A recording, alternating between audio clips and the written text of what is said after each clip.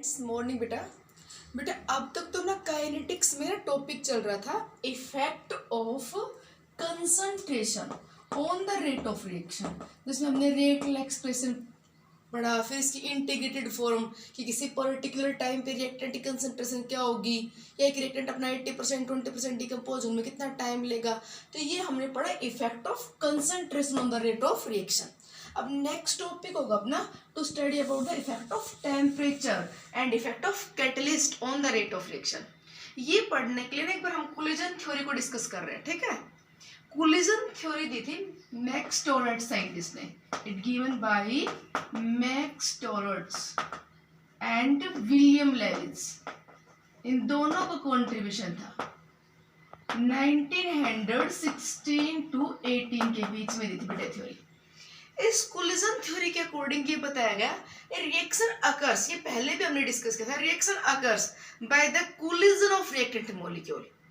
So for example, मान लीजिए कहते हैं कि how the water is formed, hydrogen collide with oxygen, hydrogen oxygen के बीच कोलिजन होगा और तब क्या होगा यहाँ पे formation of H2O, carbon dioxide gas बनेगा, carbon collide with oxygen, then formation of CO2। The reaction takes place by the collision of reactant molecules. Reactant molecules collide and then change into product. अब क्या होता है कि कितने collision एक साथ हुए पर सेकंड, उसी पे डिपेंड है रेट। तो rate of reaction means change in concentration per unit time, और कंसंट्रेशन कितनी चेंज होगी पर यूनिट टाइम, कितना कार्बन डिक्रीज होगा पर यूनिट टाइम, ये डिपेंड करेगा बेटा कितना कार्बन कोलाइड कर गया ऑक्सीजन के साथ पर यूनिट टाइम। क्लियर। तो क्या देखते हैं, कोलिजन तो ना बहुत सारे होते हैं पर सेकंड, नंबर ऑफ कोलिजन्स तो ये होगा 10 to the power 25 to 10 to the power 28 पर सेकंड, बट रिएक्शन का जो रेट होता है बेटा वो तो इसके कंपैरिजन बहुत स्लो होता है। अब मेरी बात समझ रहे हो, कोलिजन थ्योरी कहती है reactant collide and then changed into product. तो what is the rate of reaction, number of collision takes place per second, कि जितने कोलिजन होंगे पर सेकंड उतना ही तो रिएक्टेंट डिक्रीज होगा पर यूनिट टाइम, या उतना ही तो प्रोडक्ट बनेगा पर यूनिट टाइम। तो इस कॉन्सेप्ट के अकॉर्डिंग तो ये देखा भी कोलिजन फ्रीक्वेंसी बेटा बहुत हाई होती है, एक साथ बहुत सारे रिएक्टेंट कोलाइड होते हैं, बट रिएक्शन का जो रेट होता है ना वो इसके कंपैरिजन में बहुत स्लो होता है। तो फिर इन साइंटिस्ट ने ये बताया कि पहले तो उन्होंने डिफाइन किया कोलिजन फ्रीक्वेंसी क्या होती है, फिर उन्होंने बताया कि एक साथ बेटा जितने भी कोलिजन्स होते हैं ना वो जरूरी नहीं है कि सारे के सारे रिएक्टेंट जो एक साथ कोलाइड हुए वो प्रोडक्ट में कन्वर्ट हों। कोलिजन तो बहुत सारे होते हैं एक साथ, बट उनमें से बहुत मतलब एक fraction of collision he product में कन्वर्ट हो पाता है। जैसे पर सेकेंड कोलिजन तो हुए मान लीजिए 100 पर second, but only changed into product out of these 100 are 10।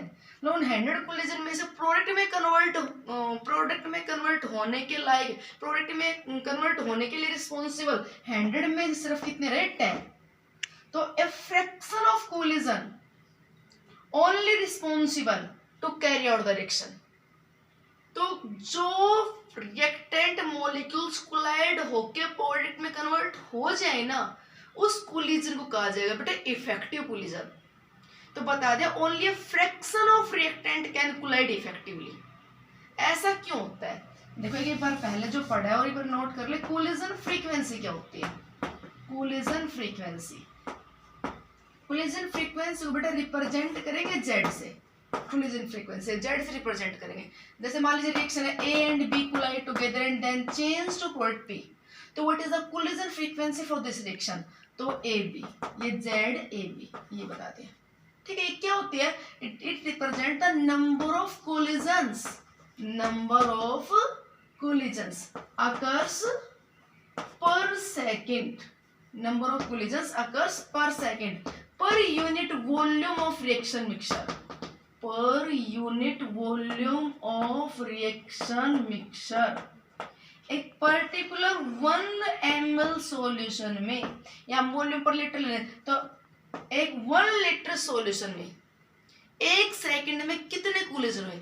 1 litre solution में पहली बात कितने रिएक्टेंट थे, वो तो कंसंट्रेशन हो जाएगी, number of reactant molecule present पर यूनिट वॉल्यूम। ठीक है। और उस 1 लीटर सॉल्यूशन में जो नंबर ऑफ रिएक्टेंट मॉलिक्यूल्स हैं उनमें से हर 1 सेकंड में कितने कोलाइड हो पा रहे हैं वो क्या कहलाएगी, कोलिजन फ्रीक्वेंसी। क्या होती है collision frequency, number of collision which takes place per second per unit volume of reaction mixture. ठीक, अब देखो ये थ्योरी कहती है कि rate of reaction is directly proportional to collision frequency. कि भाई रेट ऑफ रिएक्शन किस पे डिपेंड करेगा कि कितने कोलिजन हुए पर सेकंड, क्योंकि बेटा जितने कोलिजन होंगे उसी के अकॉर्डिंग कंसंट्रेशन रिएक्टेंट की डिक्रीज होगी। बट ये रेट है ना, इसके अकॉर्डिंग तो कितना पता है मैंने, बहुत हाई आना चाहिए, 10⁻28 पर सेकंड के पास आना चाहिए, कि कोलिजन तो बहुत ज्यादा होते हैं पर सेकंड। फिर ये बताया कि out of all this collisions only a fraction is collide effectively. मतलब इनमें से जो आप लेके चल रहे हो उसका सिर्फ 0.1 या सिर्फ 0.2 इतना फ्रैक्शन ही प्रोडक्ट में कन्वर्ट हो पाया। तो ये F क्या है बेटा, F represent here fraction of collisions. क्या रिप्रेजेंट कर रहा है, फ्रैक्शन ऑफ कोलिजन्स। कौन सा, इफेक्टिव, कि आपके जो कोलिजन्स हो रहे टोटल उनमें से इफेक्टिव कोलिजन कौन से हैं। अब आपसे कोई पूछे rate of reaction depends upon the collision frequency या rate of reaction depends upon the number of effective collision takes place per second, तो आपका आंसर होना चाहिए rate of reaction depends upon number of effective collisions takes place per second.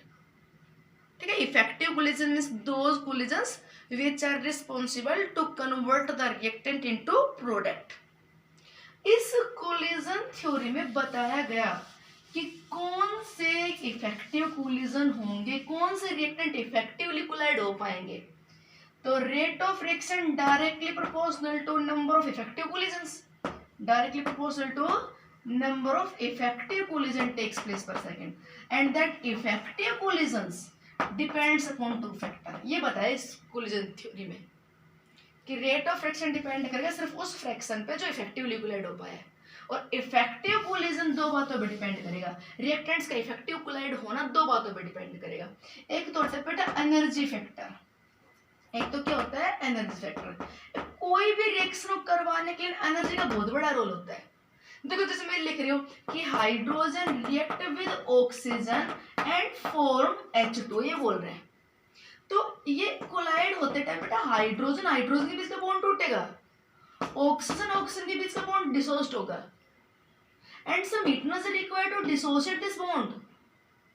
तो reactants को effectively collide होने के लिए कुछ थोड़ी बहुत एनर्जी होनी चाहिए इनके पास, उतनी एनर्जी होनी चाहिए ताकि अपने रिएक्टेंट्स का बॉन्ड तोड़ सके और फिर ये एटम फ्री हो सके and then collide together and change to H2O। तो ये ऑक्सीजन ऑक्सीजन के बीच का बॉन्ड अपने आप थोड़ी टूट जाएगा। तो कोलिजन का होना, इफेक्टिव होना कौन डिसाइड करेगा, एनर्जी फैक्टर।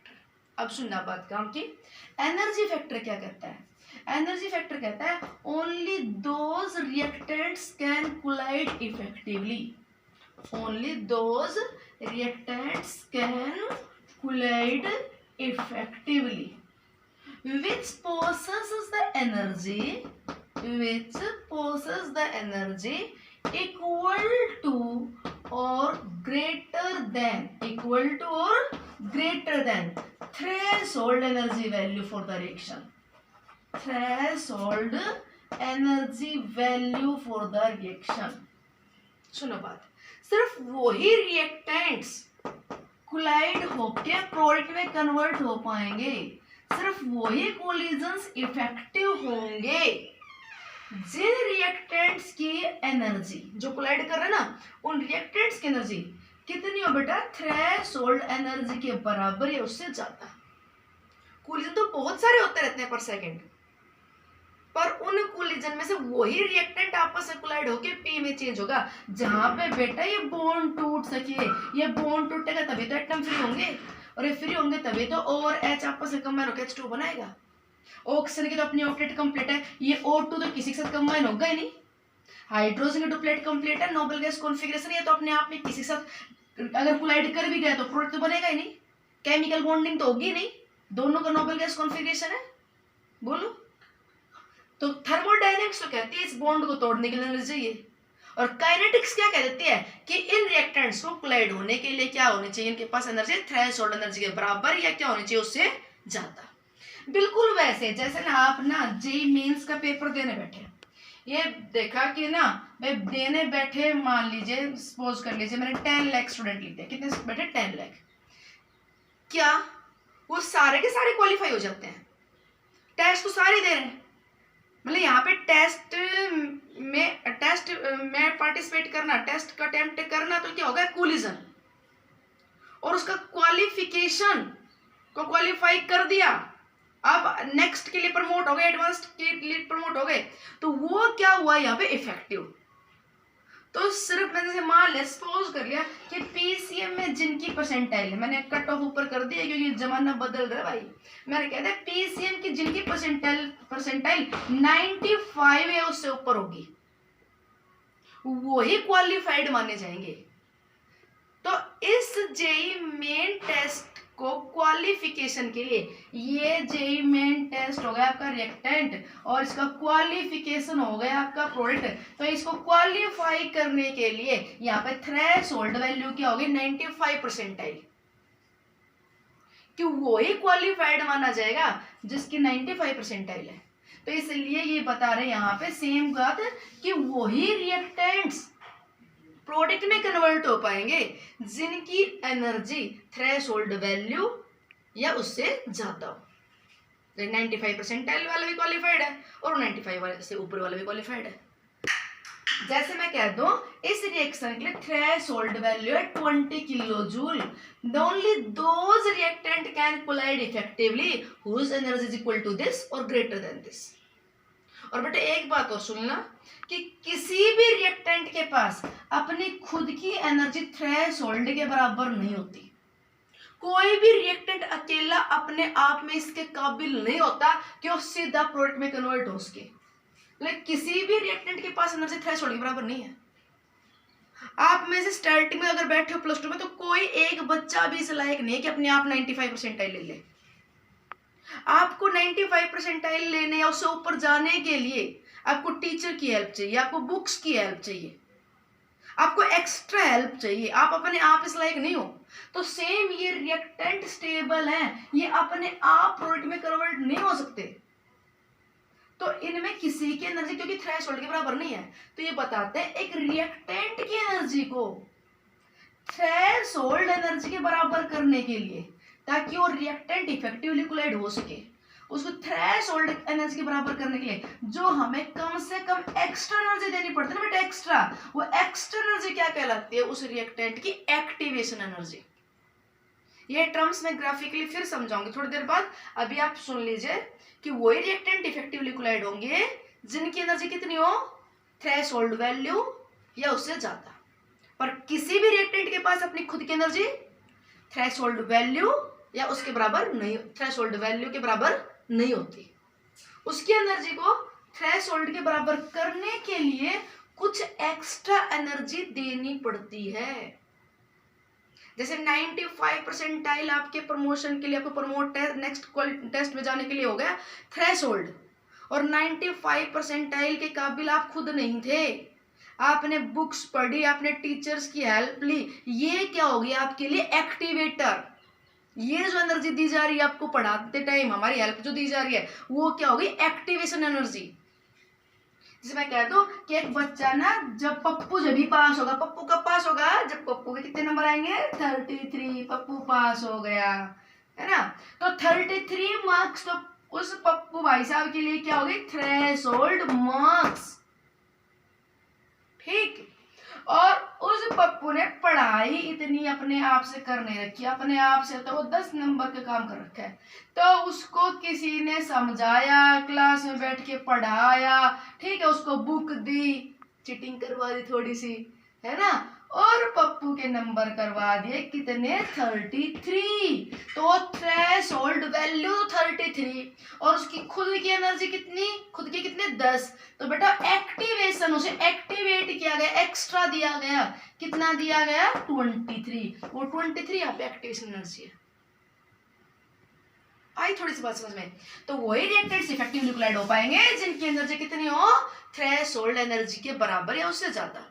और रिएक्टेंट की एनर्जी को थ्रेशोल्ड के बराबर करने के लिए कुछ बाहर से एक्स्ट्रा एनर्जी देनी पड़ती है। वो एक्स्ट्रा एनर्जी जो देनी पड़ती है क्या कहलाती है, एक्टिवेशन एनर्जी। क्लियर? दूसरी बात, वही रिएक्टेंट इफेक्ट, अब यहाँ पे देखिए ZAB था बेटा कोलिजन फ्रीक्वेंसी, और इसको मल्टीप्लाई कर दे e raised to the power minus EA by RT। ठीक है, ये फ्रैक्शन ऑफ, ये FF, it is that fraction of reactant molecule which possesses the energy equal to or greater than EA, मतलब वो fraction जो EA या EA से ज्यादा एनर्जी रखता है। तो ये बताएगा fraction of effective collision with respect to energy factor. दूसरी बात, कई बार क्या होता है बेटा, रिएक्टेंट की एनर्जी थ्रेशोल्ड के से ज्यादा होती है, थ्रेशोल्ड के बराबर नहीं, उससे भी ज्यादा होती है, पर फिर भी वो प्रोडक्ट में कन्वर्ट नहीं हो पाता। तो दूसरा फैक्टर ओरिएंटेशन फैक्टर, वही रिएक्टेंट आपस में इफेक्टिवली कोलाइड हो पाएंगे जो कोलाइड होते टाइम प्रॉपर ओरिएंटेशन होबे करें, मतलब उनकी वो साइड्स आपस में टकरा के जिससे प्रोडक्ट बन सके। फॉर एग्जाम्पल, जैसे ये कह दिया कि भैया when the carbon monoxide it collide with the oxygen then CO2 is formed। ठीक है बेटा, ये ऑक्सीजन कार्बन से कोलाइड कर गया तो कार्बन ऑक्सीजन में बॉन्डिंग होगी, CO2 बन जाएगा। और अगर ये कार्बन मोनोऑक्साइड में ऑक्सीजन है ना बेटे, ऑक्सीजन से टकराया, इससे टकराया तो CO2 नहीं बनेगा। तो ये एनर्जी मान लीजिए थ्रेशोल्ड से ज्यादा है, पर इनकी ये साइड टकरा गई, ये साइड, जिससे बॉन्डिंग हो ही नहीं सकती, बॉन्डिंग होगी ऑक्सीजन की कार्बन के साथ।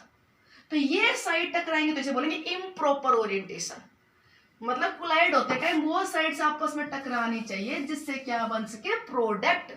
ये एक हेलो अल्केन है, हेलो अल्केन, इसका नेगेटिव पोल है बेटा, ये इस पे OH नेगेटिव आयन आती है, इधर से ये X नेगेटिव निकल जाता है, OH नेगेटिव अटैक कर जाता है और क्या बन जाता है, ROH। अगर ये OH सामने से आया तो नेगेटिव नेगेटिव में रिपल्सन हुआ और ये इसको डिस्प्लेस नहीं कर पाया, दूर दूर चले गए। ये यहाँ पे आया था टकराने के लिए, एनर्जी थ्रेशोल्ड से ज्यादा थी पर फिर भी ROH नहीं बना, तो इसका मतलब यहाँ पे ओरिएंटेशन इम्प्रॉपर है। ये जब कोलाइड करे तो उस टाइम ऐसे हो कि ये X OH नेगेटिव से अपोजिट हो, यहाँ पे, यहाँ से टकरा जाए, यहाँ से ये टकरा गया, अब OH के साथ बॉन्डिंग हो गई और आगे से X निकल गया। तो अब ये कोलिजन कैसा हुआ बेटा, प्रॉपर इफेक्टिव होगा, मतलब प्रोडक्ट बन पाएगा।